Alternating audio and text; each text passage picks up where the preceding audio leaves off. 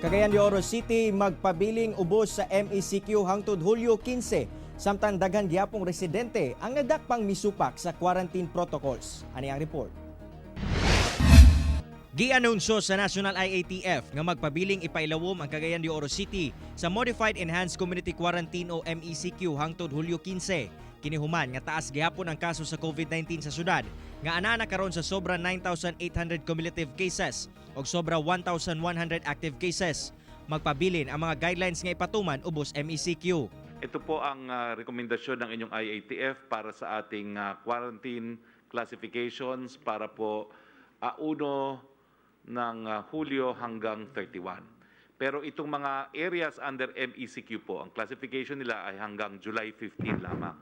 Sa Region 10 po, Cagayan de Oro City. Hagit karon sa Cagayan de Oro LGU nga dasigon ang mga Cagayanon nga mosunod sa health protocol sa syudad.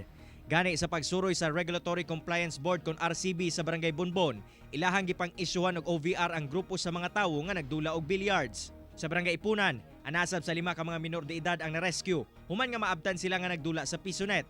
Ang operator sa mong patigayon giisyuhan og OVR. Aduna sa pipila nga nasapon nga wala gasuot og face mask. Ang CDO Disiplina Muna Team nakadakop usab og driver sa usa ka bao-bao nga nagpasakay og sobra sa gitugutan nga ihap sa pasahero. Hinangyo lang po nato gyud sa itong mga kaigsunan, dili lang sa mga driver operator kun dili apil gyud sa itong mga commuters no nga unta dili na nila ipugos pa, dili sila magdali-dali og kanang uli na may available gyapon nga public transportation even during sa atong curfew hours no. Ako si Cyril Chavez para sa One Mindanao.